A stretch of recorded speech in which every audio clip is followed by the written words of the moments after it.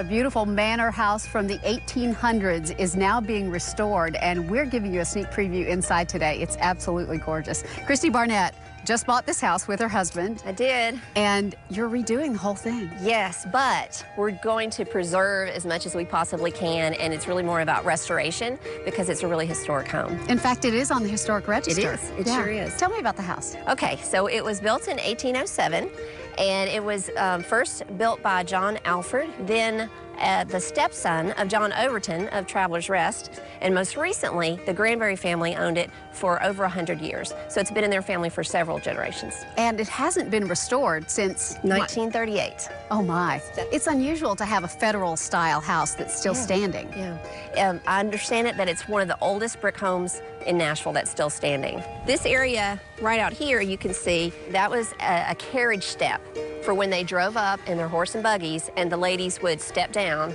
out of the carriage onto the carriage step. So this is the driveway? Yes. Wow. Yeah. So renovations are well underway, right? They are, yes. Is it okay to go inside? It is. Now it's a mess. That's okay. Okay, Let's come on inside. It's remarkable how much character there is still in the house. Definitely. Tell me about this foyer. Oh, I love this foyer. I love the transom window. It's very typical federal style over the front door. There's a back door that leads out onto a big, huge screen porch.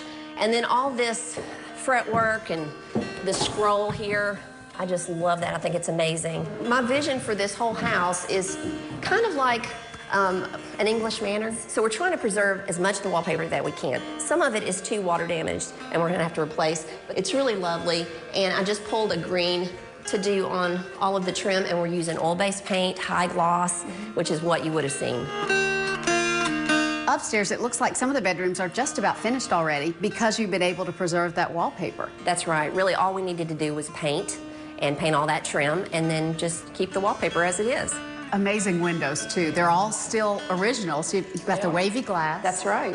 We got to talk about the floors. They are spectacular. They really are. Some of them are maple, some of them are walnut, some of them are poplar. So this is like a butler's pantry that we can move through into a very primitive kitchen. Oh, wow. Wood-burning fireplace. Yes. Over there is some kind of open wood grill. I don't really know how that would work, but... So you're cooking burgers. I guess so, yeah. Okay, so there's a bread oven right here. And then this is some wood storage underneath there. The fireplaces in the house are gorgeous. We have 7 fireplaces in all, and one also in the cabin, so we have 8 actually. Wow. What's the story on this cabin? Well, what I understand is this is from 1820, and it was either moved from Rattle and Snap Plantation in Columbia, or possibly from Granbery, Texas, where they previously had a home. What a cool window. Yeah, so check out this hardware. So you lift the latch like this, and then you lower this piece of wood, and then you pull open the window for fresh air.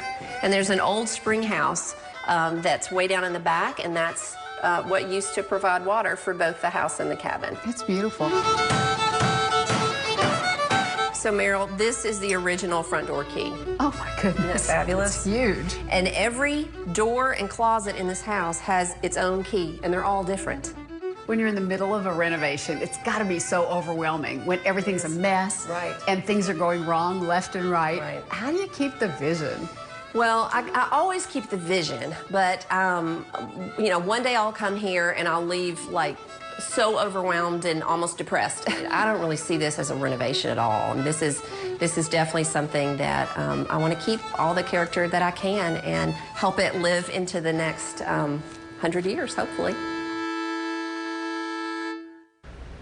You can follow the restoration process on Christy's blog, thedecorologist.com, and on Instagram @thedecorologist. Once the house is finished, we'll take you back to see the results. Leland?